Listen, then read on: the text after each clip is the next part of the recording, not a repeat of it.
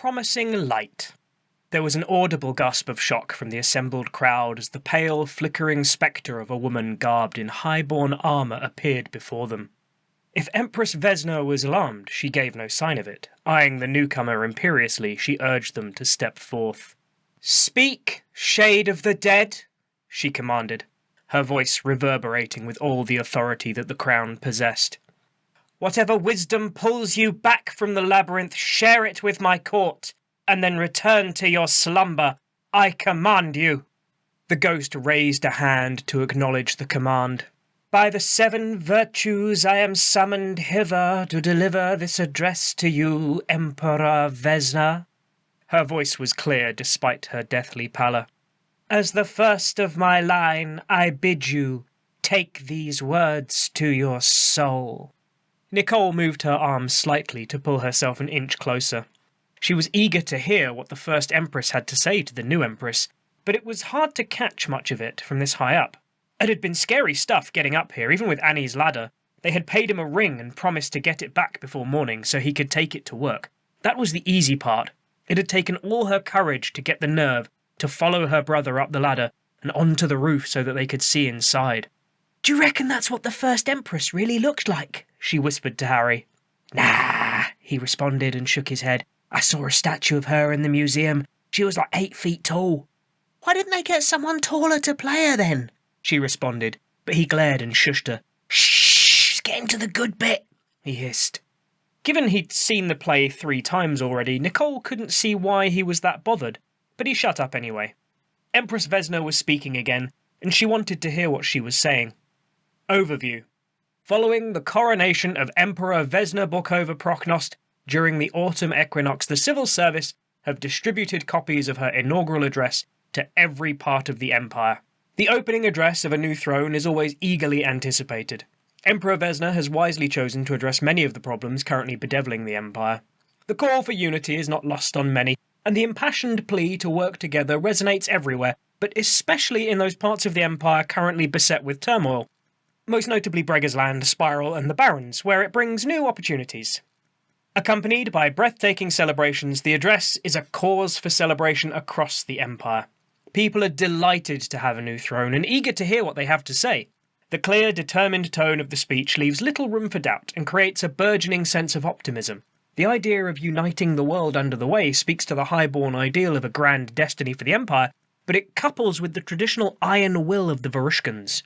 The obvious determination not to shirk the hard choices invites people to have faith that while the road ahead may be difficult, the Empire's triumph is truly inevitable. Spring heralds the dawn of a new era for the Empire, one that is promising to bring the light of virtue to the world. Formal title. The throne has formally indicated that they intend to use both Emperor and Empress interchangeably. Each throne is granted the right to pick their own title to decide how they will be referred to. The previous incumbent chose Imperatrix Lisabetta as her formal title. Emperor Vesna has informed the civil service that they should use both Emperor and Empress interchangeably when referring to the throne by name. Citizens are presumably free to use either title, although those looking to please the throne may wish to adopt the same approach as the civil service. The throne has indicated that their pronouns are she, they. Breathtaking celebrations. There are breathtaking celebrations across the Empire to commemorate the inauguration of the 21st Imperial Throne. The steward of Goodleaf Gardens, the marcher Cole Carefoot, has been chosen to take the lead in arranging the festivities that celebrate the coronation. 250 thrones raised at Anvil by the Imperial Senate are enough to persuade many prosperous citizens to dig deep into their own pockets to ensure breathtaking celebrations, as unforgettable as those that marked the coronations of Empress Giselle and Emperor Nicovar. Varushka leads the way. On the whole, the northern nation is proud to see one of their own sitting on the throne for the first time since Varkula. Vesna is only the second Varushka ever to ascend the throne, and it has been more than 2 centuries since the end of the 4 decades-long reign of the one they call the Undying. People are not slow to make comparisons with the formidable Varushkan throne, who presided over one of the longest periods of imperial expansion in its history, especially given the tenor of Vesna's address. Traditional Varushkan celebrations are held in almost every vale, many beginning during the Feast of the Loom, and then continuing for the following week. Bonfires push back the cold night, with people gathering around the flames to share food, drink, stories and songs, and to toast the health of their new empress. There is food for all. Fresh baked loaves of bread leavened with honey, succulent cuts of smoked meat, all washed down with wine, mead or ale.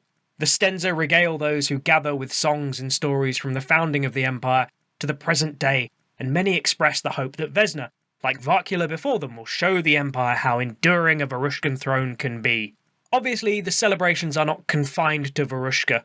The scions of Cold Sun might seek to stamp out all joy from the empire, but Constanza y Calamari Guerra bears the words of the Pride Assembly across the empire, reminding everyone how vital it is to recognise and exalt the achievements of the empire and its citizens.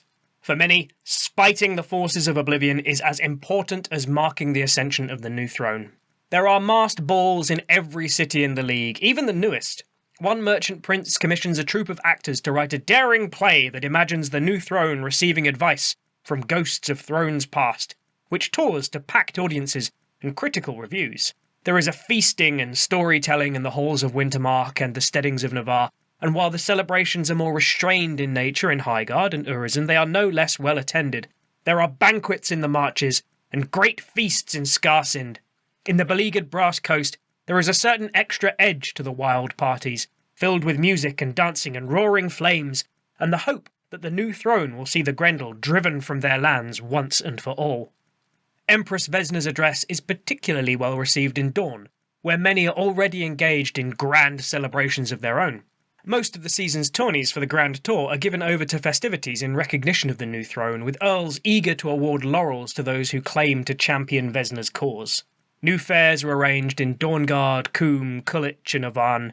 Yeofolk and nobles alike charged their goblets to the throne, some even pledging to achieve glory in her name. United by destiny. The inaugural message of the throne has been extensively discussed and considered. The message calls for unity and outlines a grand destiny for the empire. Throughout the celebrations, people take time to consider the message of Emperor Vesna. The celebrations don't reach every corner of the empire, but there are a few citizens of prominence who have not heard them by the time the spring equinox rolls around. As one might expect from a Varushkan, the new throne does not pull any punches, as they lay out a vision for the empire in the years ahead. The message seems quite clear on two crucial points.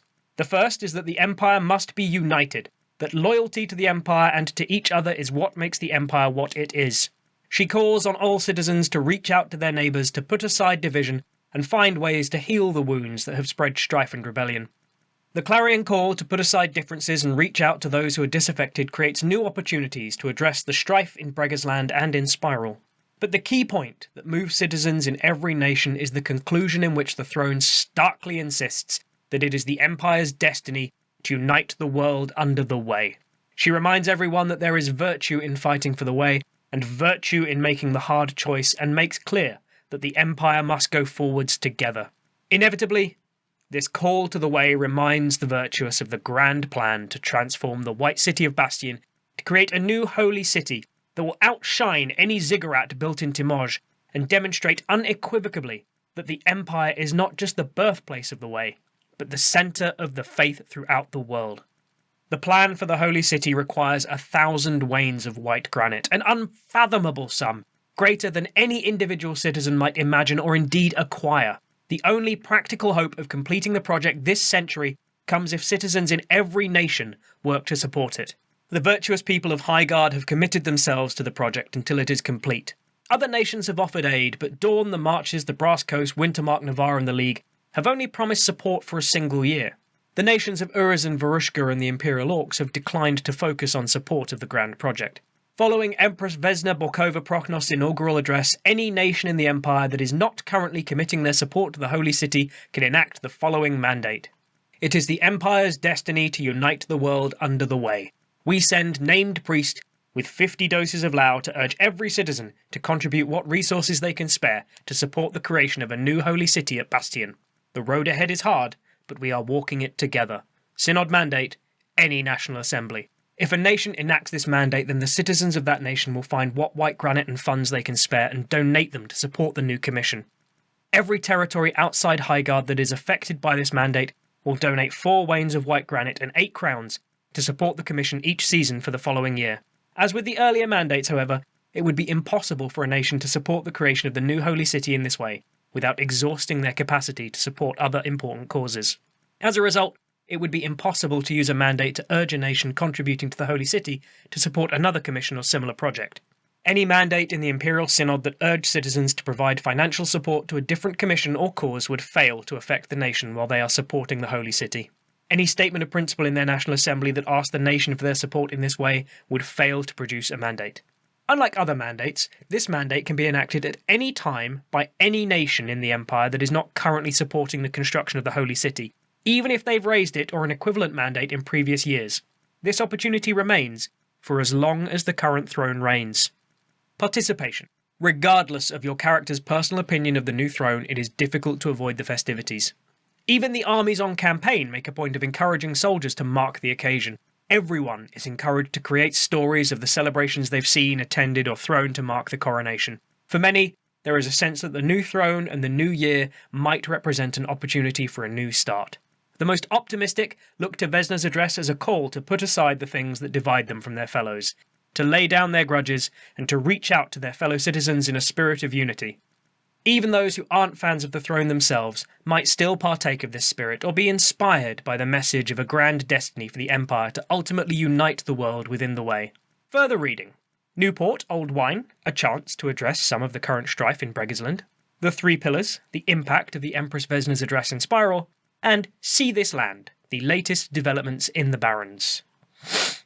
All rise, please, for a reading of the inaugural address of Emperor Vesna Borkovna Prochnost. Loyal citizens of the Empire, hold your cousins close, light your hearth fires bright and rejoice, for we have begun our new era.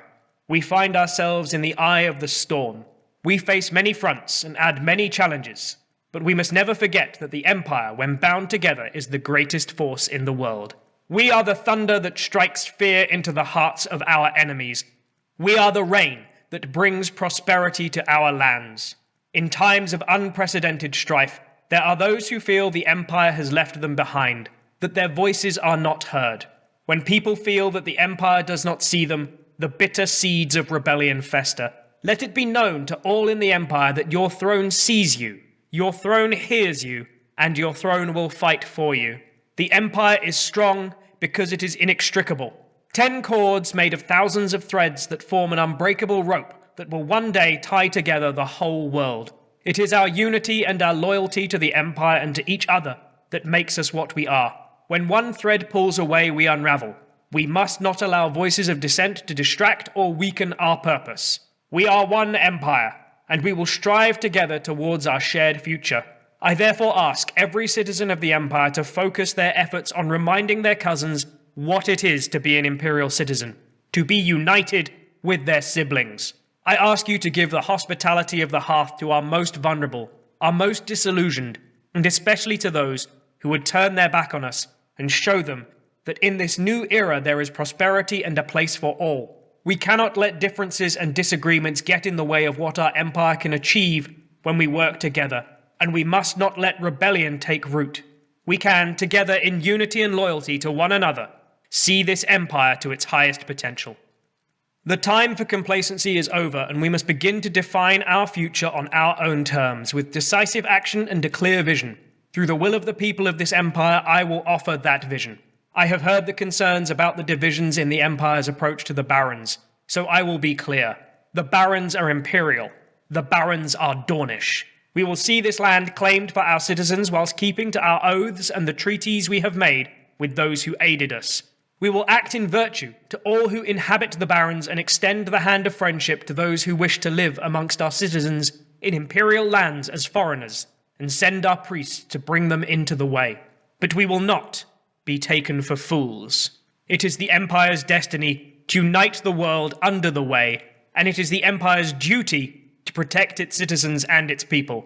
If we are met with violence, we will be ready with blade, bow, and shield. We must not forget that there is virtue in fighting for your Empire, there is virtue in fighting for the way, and there is virtue in making the hard choice.